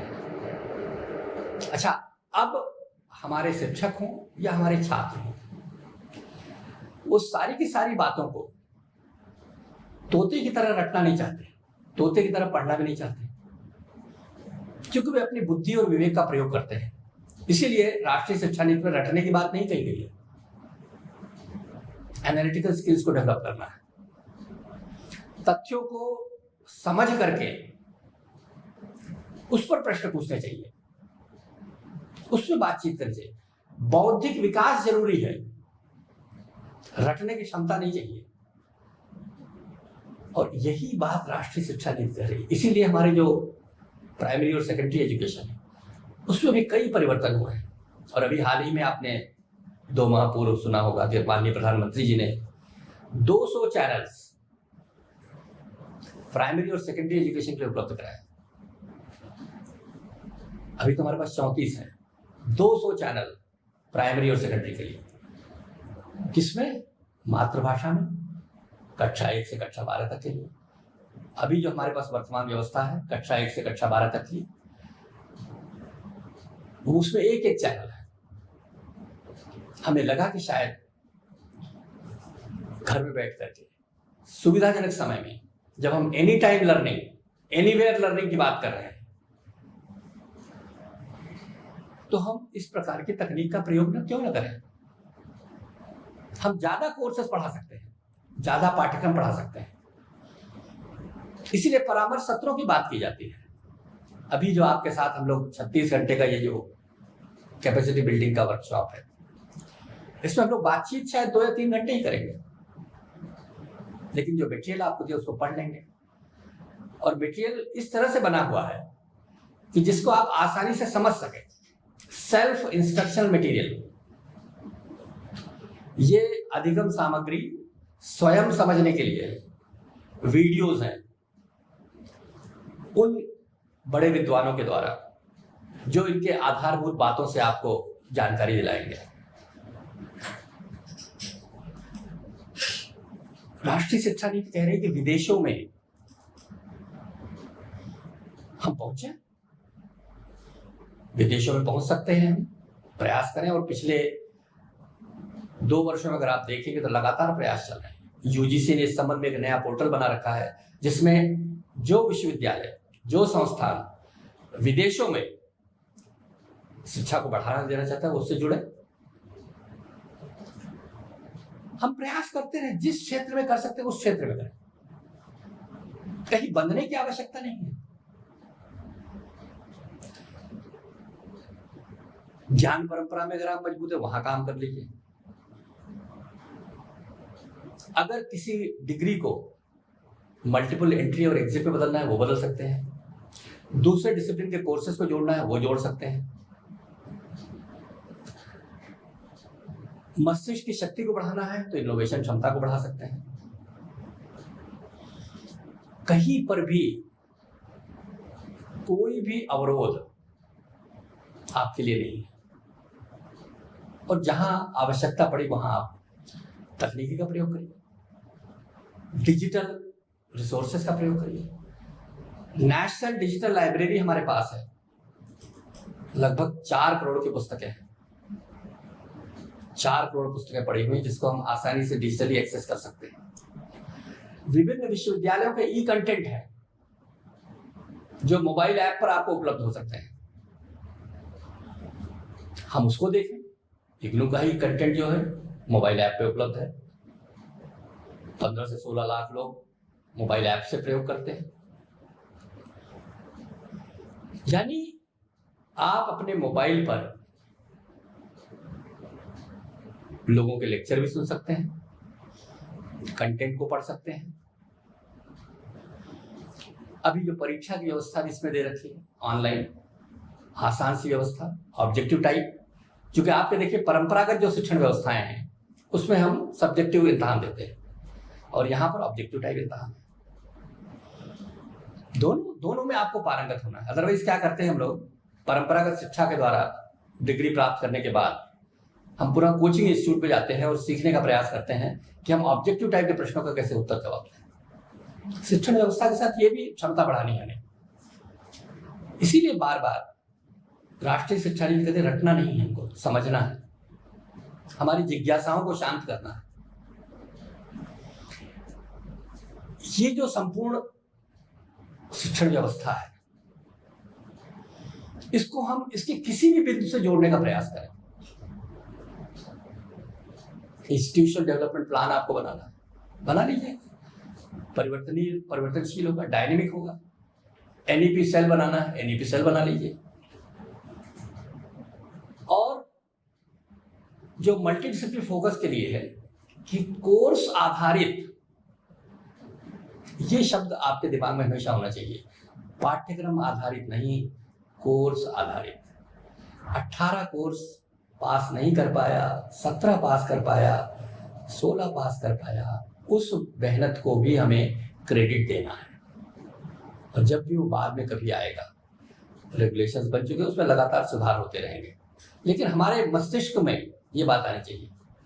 कोरोना के दौरान एडेक्स और कर्सेरा जो पाश्चात्य देशों की संस्थानें थी वो भारत में आई थी केवल इसी बात को बताने के लिए, जबकि हमारे यहाँ 2017 से ही 16 से ही स्वयं कोर्सेज चल रहे थे। और बहुत से विश्वविद्यालय कोर्स आधारित, केवल एक कोर्स, कंप्यूटर का एक बेसिक कोर्स हमें पढ़ना है, हम पढ़ लेते हैं, हम रजिस्टर हो सकते हैं। क्या हम शिक्षक, छात्रों की बात छोड़े, हम शिक्षक एक बार स्वयं कोर्स में हम लोग खुद ही पंजीकृत हो जाए, जो कि निःशुल्क है, उसका फायदा उठाएं। क्योंकि वहां पर 4 क्वाड्रेंट अप्रोच मतलब है कि मटेरियल उपलब्ध है, वीडियोज उपलब्ध है, डिस्कशन फोरम उपलब्ध है और परीक्षा। हम ज्ञान तो बढ़ाएं अपना, हम अपने आप को मल्टीडिसिप्लिनरी भी कर सकते हैं और बच्चों को प्रेरित कर सकते हैं। हमने जो संख्या बताई 2,75,00,000, छोटी मोटी संख्या नहीं है, बहुत बड़ी संख्या है। और हम लोग सब मिल करके अपने छात्रों को अगर आप जोड़ना शुरू करेंगे तो ये संख्या जो देश का रिसोर्सेज है ऑलरेडी उपलब्ध है हमारे पास, और 2017 से 16 से इसको बनाया गया है, लगातार इंप्रूवमेंट भी हो रहे हैं। इंजीनियरिंग के कोर्सेज हैं, मैनेजमेंट के कोर्सेज हैं, टेक्नोलॉजी के कोर्सेज हैं, सारे कोर्सेज को इसमें एक साथ शामिल करके रखा गया है। साल में 2 बार एडमिशन होते हैं। जुड़िए, आगे बढ़िए, सोचिए। अब समय आ गया है हमें उसको क्रियान्वित करने का। हम जान गए हैं क्या करना है। अब तो यूजीसी ने भी अधिकांश बिंदुओं पर अपने रेगुलेशंस दे रखे, अपने गाइडलाइंस दे रखी। हम उन गाइडलाइंस को देखें। आपके विश्वविद्यालय, आपके महाविद्यालय में जहां कहीं भी किसी को भी कोई बात लग रही हो, नहीं समझ रहे हो, खुद समझें, क्योंकि भाषा बहुत सरल है और इसको विदेश के कई संस्थान अपने यहाँ लागू करने का प्रयास कर रहे हैं। हम क्यों नहीं अपने ज्ञान का, अपने तंत्र का हम स्वयं फायदा उठाएं। ये हमारी राष्ट्रीय शिक्षा नीति है। इसके परिणाम, सुखद परिणाम शीघ्र ही आएंगे। हम सब मिलकर के इस अभियान में एक साथ जुड़ें और किसी भी बिंदु पर जो आप कर सके करें और समझाने का भी प्रयास करें, लागू करें, दूसरे लोगों को बताएं। कहीं कोई दिक्कत नहीं आएगी। और सबके गाइडलाइंस अब आ चुके हैं यूजीसी से, उनको देख लें, उनको परीक्षण कर लें। अब करने का समय आ गया है। अवेयरनेस का नहीं है, इम्प्लीमेंटेशन का समय है।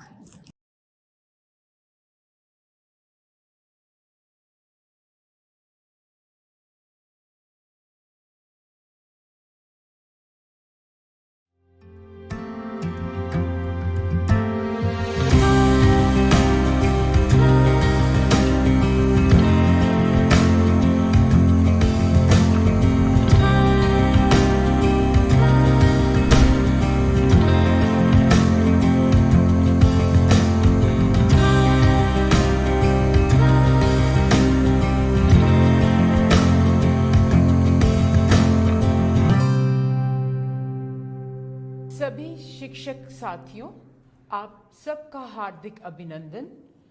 Good afternoon to each one of you and welcome to this live conferencing.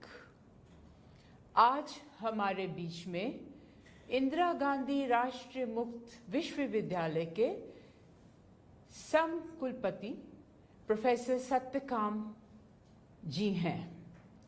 उनका अभिनंदन करने से पहले 2-3 बातें।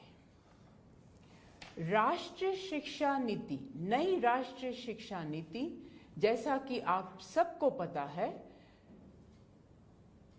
2020 में घोषणा की गई भारत सरकार ने। शिक्षा मंत्रालय, भारत सरकार ने इंदिरा गांधी राष्ट्रीय विश्वविद्यालय को 15 लाख हायर एजुकेशन इंस्टीट्यूशंस के शिक्षकों को इसका प्रशिक्षण का भार दिया। आप सबने तो पढ़ लिया होगा राष्ट्रीय शिक्षा नीति, पर ये ऑनलाइन प्रशिक्षण जो शिक्षा मंत्रालय ने कहा, ये 36 घंटे का कार्यक्रम है। आप सबने स्वयं पे एनरोल किया। हमारा पहला कार्यक्रम 9 सितंबर से शुरू हुआ और 17 सितंबर तक रहा। पहला बैच, जिसमें 6,400 शिक्षकों ने भाग लिया। अब ये सेकंड बैच है जिसमें आप सब उपस्थित हैं। जो आज से शुरू हुआ है और ये चलेगा 30 सितंबर तक। जैसा कि आप सब ने स्वयं प्लेटफॉर्म पोर्टल पे जाके देखा होगा, इसमें वीडियोस हैं, इसमें टेक्सचुअल मॉड्यूल्स हैं जो हम आशा करते हैं कि आप सब ने पढ़ लिए होंगे। इसमें डिस्कशन फोरम है और 6 लाइव कॉन्फ्रेंसिंग सेशंस हैं जो आज से शुरू हुए हैं। तो आज का पहला जो सेशन है लाइव टेली कॉन्फ्रेंसिंग, जो आप सब स्वयं प्रभा पे देख रहे हैं, उसका पहला आज सेशन है। मैं अपने समकुलपति प्रोफेसर सत्यकाम का फिर से एक बार अभिनंदन करती हूं। और जैसा कि आप सब ने पढ़ा होगा राष्ट्रीय शिक्षा नीति में कि क्षेत्रीय भाषा, राष्ट्रीय भाषा पे काफी जोर दिया गया है और शिक्षण पद्धति में इसका कैसे उपयोग किया जा सकता है, इसके बारे में हमारे समकुलपति प्रोफेसर सत्यकाम आज चर्चा करेंगे। आशा करती हूं कि आप सब अपने चैट में प्रश्न भेजेंगे। 25 से 30 मिनट या उससे कम एक प्रेजेंटेशन होगा प्रोफेसर सत्यकाम का और उसके बाद प्रश्न उत्तर होगा। शुक्रिया, थैंक यू। नमस्कार साथियों, आज मेरी खुशनसीबी है, मेरा सौभाग्य है कि मैं अपने शिक्षक साथियों के साथ वार्ता करने जा रहा हूं राष्ट्रीय शिक्षा नीति 2020 के संदर्भ में और एक खास मुद्दे पर। वो मुद्दा है मातृभाषाओं में, भारतीय भाषाओं में, आपकी अपनी भाषा में, जहां जहां आप लोग महाविद्यालयों और विश्वविद्यालयों में कार्यरत हैं, वहां की भाषा में हम अपने विद्यार्थियों को कैसे पढ़ाएं, कैसे उनसे वार्तालाप करें। आमतौर पर यह माना जाता है और एक जो हमारे मस्तिष्क में ये जो धारणा है कि हम अंग्रेजी के माध्यम से ही बेहतर पढ़ा सकते हैं और इसी में उच्च गुणवत्ता की शिक्षा दी जा सकती है। लेकिन ये एक भ्रम है, वस्तुतः एक औपनिवेशिक हस्तक्षेप है, औपनिवेशिक भार है हमारे ऊपर। जो नई शिक्षा नीति, राष्ट्रीय शिक्षा नीति 2020 है, वो इसी भाषागत दासता से हमें मुक्त करवाना चाहती है। क्योंकि जब तक हम अपनी भाषा में सोचेंगे नहीं, जब तक अपनी भाषा में हम क्रियान्वयन नहीं करेंगे, पढ़ाई जो हमारा काम है, मैं भी आप ही की तरह एक अध्यापक हूं और ये समझ लीजिए कि एक अध्यापक अपने अध्यापक साथियों के साथ चर्चा कर रहा है।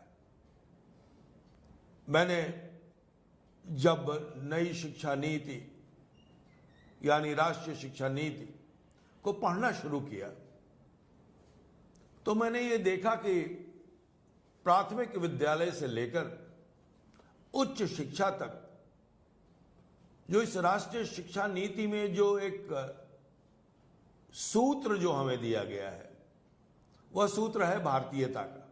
ये इस शिक्षा नीति का एक बहुत ही विशिष्ट लक्षण है, एक स्पेशल क्वालिटी है इसकी, एक गुणवत्ता है इसकी कि भाषा के बारे में बात की गई, भारतीयता के बारे में बात की।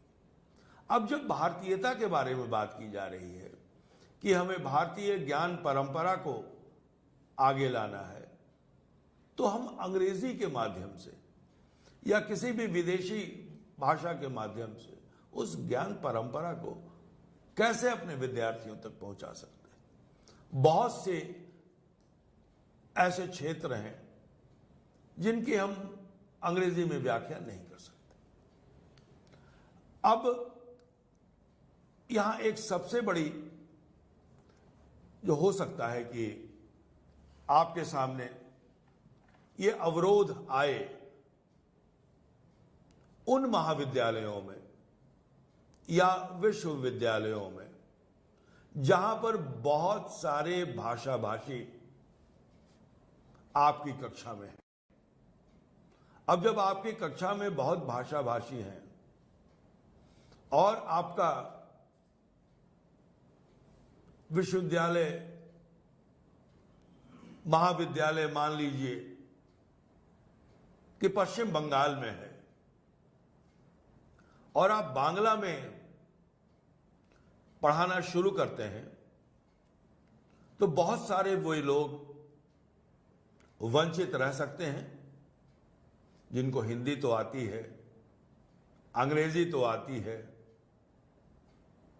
लेकिन बांग्ला नहीं आता।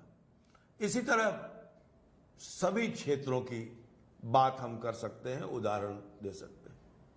हिंदी प्रदेशों में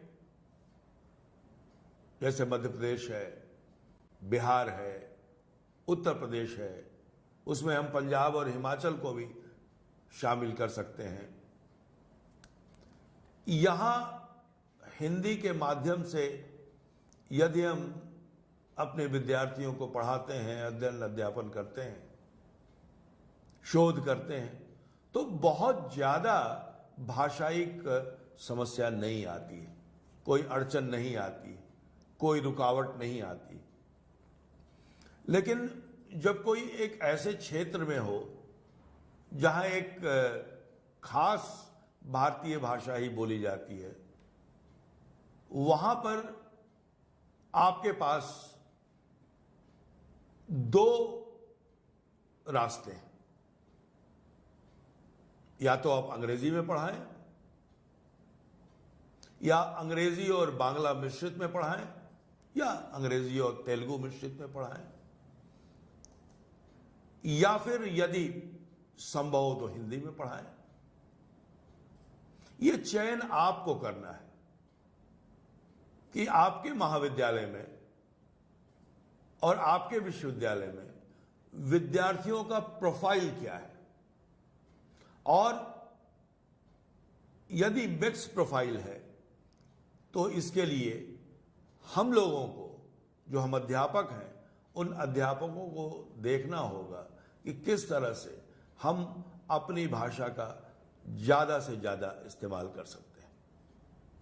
एक सबसे, क्योंकि आपको कम्युनिकेट करना है, और भाषा आप जानते हैं कि कम्युनिकेट करने का सबसे बड़ा माध्यम है, या एक माध्यम है, विशिष्ट माध्यम है, मुख्य माध्यम है। तो अगर हम ऐसी भाषा चुन लेते हैं जिसके द्वारा हम कम्युनिकेट ही नहीं कर पाए, तो निश्चित रूप से हमारी पढ़ाई में, हमारे पढ़ने पढ़ाने में एक अवरोध उत्पन्न होगा। लेकिन जहां पर ऐसी समस्या नहीं है, हमें आरंभ वहां से करना चाहिए कि हम एक भाषा में, एक भारतीय भाषा में उनको पढ़ा सकें। आरंभ में हम लोग भारतीय भाषाओं के साथ साथ अंग्रेजी का भी सहारा ले सकते हैं, लेकिन तब जब कोई अंतिम उपाय नहीं हो। और हम इस बात की तो छूट देते ही हैं अपने विद्यार्थियों को कि वो अपने उत्तर पुस्तिका में हिंदी या अंग्रेजी या तेलुगु या बांग्ला में अलग अलग प्रदेशों के अनुसार वो उत्तर दे सकते हैं। तो ऐसे विद्यार्थियों को उत्साहित किया जाना चाहिए, प्रोत्साहित किया जाना चाहिए जो अपनी मातृभाषा में, जो अपनी राज्य की भाषा में प्रश्नों का उत्तर देते हैं। देखिए, जब आप कक्षा में पढ़ा रहे होते हैं, अपने विद्यार्थियों के सामने होते हैं, तो आपको पता चल जाता है विद्यार्थियों की फेस रीडिंग करके कि आपके पढ़ाए हुए को वो कितना ग्रहण कर रहे हैं। और ये सारा कुछ भाषा का खेल है। आपकी भाषा जितनी भी कम्युनिकेटिव होगी, और कम्युनिकेटिव सबसे ज्यादा होती है अपनी भाषा। इसीलिए जो राष्ट्रीय शिक्षा नीति बनाई गई उसमें इस बात पर जोर दिया गया। कई क्षेत्र हैं जिनमें हम अध्ययन अध्यापन करते हैं। ये मानविकी का भी क्षेत्र हो सकता है, ये ज्ञान का भी, विज्ञान का भी, मानविकी, समाज विज्ञान, इस सभी का क्षेत्र हो सकता है। आमतौर पर यह माना जाता है कि सामाजिक विज्ञान और मानविकी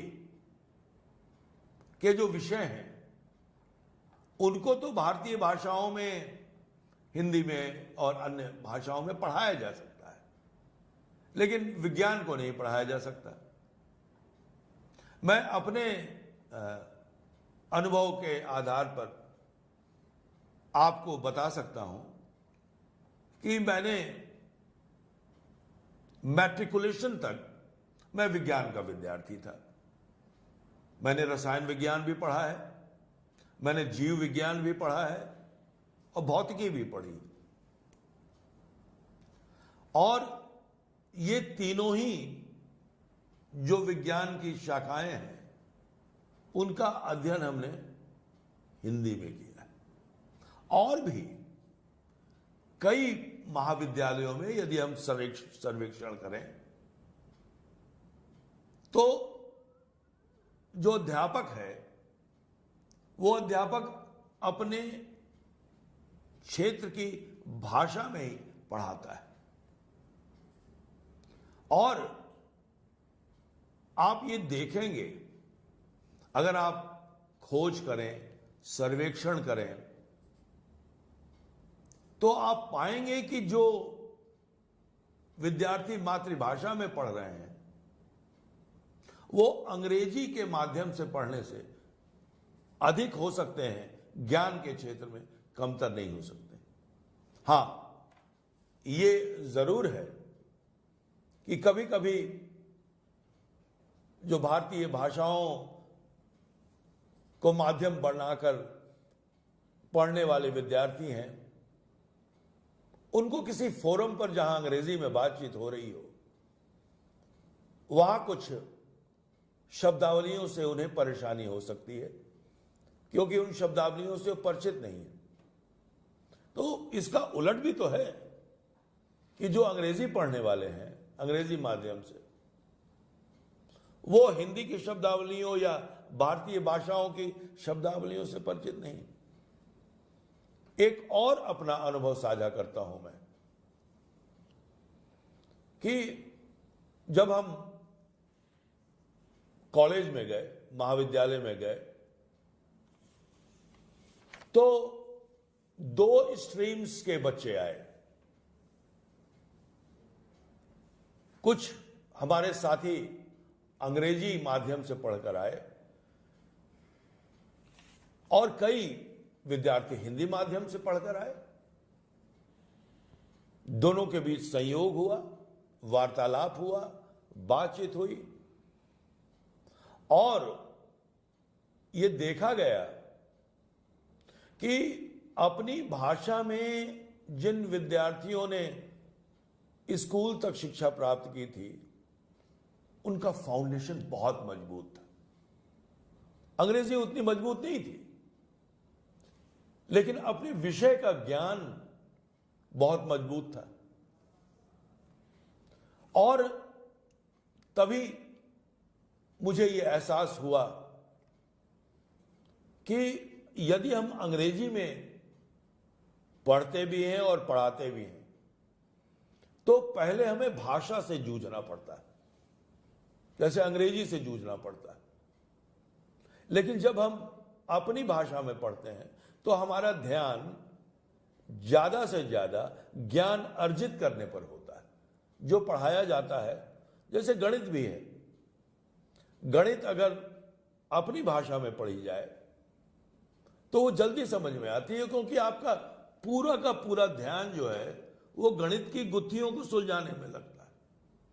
लेकिन यही बात अगर आपको अंग्रेजी में समझाई जाती है तो पहले आपके भीतर अंग्रेजी प्रवेश करती है, उसके बाद उसका रूपांतरण होता है उस भाषा का आपकी अपनी मातृभाषा में, आपकी अपने प्रदेश की भाषा में, और आपकी जितनी एनर्जी, आपकी जितनी ऊर्जा उसको रूपांतरित करने में व्यतीत होती है कि आपकी उतनी बुद्धि नहीं बच जाती है एक विद्यार्थी के रूप में कि आप उसका हल उतनी तेजी से निकाल सकें। अब आप देखते होंगे कि जो हम भारतीय भाषाओं में पढ़ने वाले विद्यार्थी हैं उनकी क्षमता आप देखें, और आज के विद्यार्थी जो अंग्रेजी के माध्यम से ज्यादातर पढ़ रहे हैं उनकी क्षमता देखें। अब वो उतनी तेजी से भी गणित नहीं सुलझा पाते हैं जितनी तेजी से जब हम सब्जी लेने जाते हैं तो सब्जी वाला उस गणित को सुलझा लेता है। इतने का बैगन, इतने का आलू, इतने का शलजम, इतने का टमाटर, और हिसाब करके आपको दे देता है। वो अपनी भाषा में सोच रहा होता है, वो अंग्रेजी में नहीं सोच रहा होता है, या दूसरे की भाषा में नहीं सोच रहा होता है, इसलिए उससे भाषा से संघर्ष नहीं करना पड़ रहा है। तो ये बहुत महत्वपूर्ण है। और जब हम अपनी भाषा में पढ़ते या पढ़ाते हैं तो मेरा यह मानना है कि अपना भी एक शिक्षक का कॉन्फिडेंस लेवल बहुत ऊंचा हो जाता है, क्योंकि हम अपनी बात विद्यार्थियों तक पहुंचाने में ज्यादा सक्षम रहते हैं। और यदि अंग्रेजी में पढ़ाते हैं तो हमारी सारी ऊर्जा, हमारी सारी एनर्जी यही सोचने में चली जाती है कि मैं अंग्रेजी गलत तो नहीं बोल रहा हूं। तो उसमें क्या करता है अध्यापक कि सामने एक नोट्स रख लेता है, उसमें क्या पढ़ना और क्या पढ़ाना है वो लिखा होता है। तो एक बड़े हमारे गुरुजी थे, वो गुरुजी हमेशा कहते थे कि देखो, अगर भाषा पर तुम्हारा अधिकार नहीं है तो तुम जब कक्षा में पढ़ाने जाओगे तो 5 दिन की तैयारी करोगे कि 5 दिन की कक्षा लेनी है, वो एक ही दिन में तुम्हारा खप जाएगा, क्योंकि तुम्हें उसको विस्तारित करने का, उसको समझाने का और विद्यार्थियों से आदान प्रदान करने का मौका मिलेगा ही नहीं। तुम तो जूझते रहोगे भाषा में ही। और यदि अपनी भाषा में पढ़ाओगे तो एक दिन का जो लेक्चर तैयार करके जाओगे वो 5 दिन पढ़ाओगे। क्यों? मैंने पूछा क्यों? कहा कि फिर तुम जीवन से उदाहरण दे सकोगे, फिर तुम अपने आसपास के माहौल को अपने अध्ययन अध्यापन से जोड़ सकोगे। जो उद्देश्य है, जिसको हम लर्निंग आउटकम कहते हैं, वो लर्निंग आउटकम जो है वो बहुत ही सरल तरीके से विद्यार्थी उसको ग्रहण कर सकते हैं। लेकिन जब आप ही अपने में कॉन्फिडेंट नहीं हैं कि हम जो कह रहे हैं, जिस भाषा को बोल रहे हैं, उसमें हम इतने कोई गलती कर, क्योंकि विद्यार्थी के सामने यदि हम कोई गलती करें तो एक शिक्षक के लिए, एक गुरु के लिए बहुत अच्छी मिसाल नहीं होगी। तो वो अंग्रेजी में पढ़ाते वक्त हम अपने आप से संघर्ष करते हैं। मैंने अपने कई अध्यापकों को देखा है, अपने अध्यापक साथियों को मैंने देखा है, अलग अलग मातृभाषा की पृष्ठभूमि से आने वाले जो हमारे अध्यापक साथी हैं, कोई तेलुगु से आ रहा है, कोई तमिल से आ रहा है, कोई हिंदी क्षेत्र से आ रहा है, कोई पश्चिम बंगाल से बांग्ला भाषी आ रहा है, कोई कन्नड़ से कन्नड़ बोलता है। सबको मैंने अंग्रेजी बोलते वक्त संघर्ष करते देखा है। और वही जब उनको मैंने कन्नड़ बोलते सुना, जब उनको तेलुगु बोलते सुना, जब पंजाबी बोलते सुना, तो उनके चेहरे का सारा तनाव दूर हो जाता है, सहजता आ जाती है उनके व्यक्तित्व में। और जैसे ही वो अंग्रेजी बोलने लगते हैं, वो सारी सहजता समाप्त हो जाती है। तो अगर अध्यापक और शिष्य के बीच पढ़ने पढ़ाने के दौरान सहजता नहीं रही, तो फिर अध्ययन अध्यापन बाधित होगा, और अध्ययन अध्यापन बाधित होगा तो पूरी की पूरी प्रक्रिया ही हमारी निष्क्रिय हो जाएगी। जिस उद्देश्य के लिए हमने इतना परिश्रम किया है, आज जो कार्य हम लोग कर रहे हैं, विद्यार्थियों तक ज्ञान को पहुंचाना, ये तो हो गया जो लोग प्रत्यक्ष रूप से कक्षा में पढ़ाने जाते हैं। जैसा हमारा विश्वविद्यालय है और ओपन यूनिवर्सिटीज के टीचर्स हैं, उनके साथ भी एक समस्या है कि अंग्रेजी में अगर कोई यूनिट आई और उसको अगर हमें लिखना है या उसको एडिट करना है, तो निश्चित रूप से एक मानसिक समस्या तो आती ही। लेकिन यदि हम अपनी भाषा में उसको तैयार करते हैं या बोलते हैं, जैसे आजकल इंदिरा गांधी राष्ट्रीय मुक्त विश्वविद्यालय की तरफ से विभिन्न भारतीय भाषाओं में विद्यार्थियों की काउंसलिंग हो रही, विद्यार्थियों को पढ़ाया जा रहा है ऑनलाइन। ठीक है कि उनको अध्ययन सामग्री अंग्रेजी या हिंदी में या एक दो और भारतीय भाषाओं में दी जा रही है, और हमारा उद्देश्य है कि सभी भारतीय भाषाओं में हम सामग्री उपलब्ध करा सकें। लेकिन क्यों हमने शुरू किया मातृभाषाओं में, भारतीय भाषाओं में काउंसलिंग करना? इसलिए कि जो अंग्रेजी ने जो गैप पैदा किया है लर्निंग और टीचिंग के बीच में, वो टीचिंग और लर्निंग का जो गैप है, वो गैप समाप्त हो जाए। और ये गैप भारतीय भाषाएं ही दूर कर सकती। और आपके पास जो फेस टू फेस टीचिंग करते हैं, उनके पास एक और सुविधा होती है, ट्यूटोरियल्स की सुविधा होती है, काउंसलिंग की भी सुविधा होती है, जहां आप छोटे समूह में विद्यार्थियों के साथ बातचीत करते हैं, उनकी प्रश्नों को समझते हैं। क्योंकि एक कक्षा में 40 से 50 से 60 विद्यार्थी होते हैं, सबसे अलग अलग बात करना आवश्यक नहीं होता है, नहीं हो सकता है, संभव भी नहीं हो सकता है। तो जो छोटे छोटे ग्रुप में हैं, उन छोटे छोटे ग्रुप्स में भी आप सामान्य भाषा में बात कर सकते हैं। यही उद्देश्य है राष्ट्रीय शिक्षा नीति का,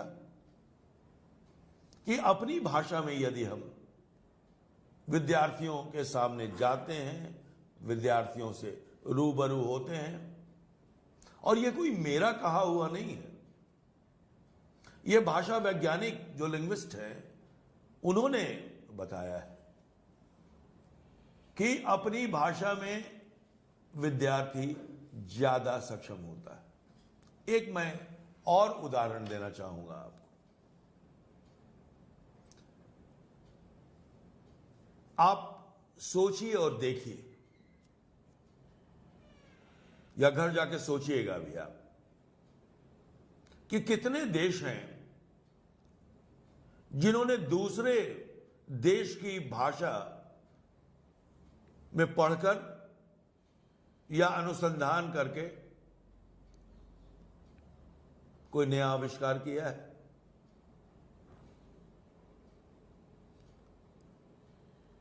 हमारे भारत में जितनी गाड़ियां चलती हैं, जरा आप उनको देख लीजिए।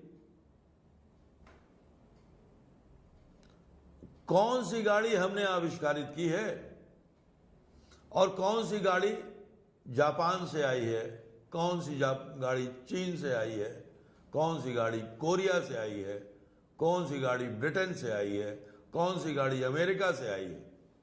आप देख लीजिए, कोई ऐसा देश इसमें से नहीं है जो दूसरे की भाषा में काम करता है।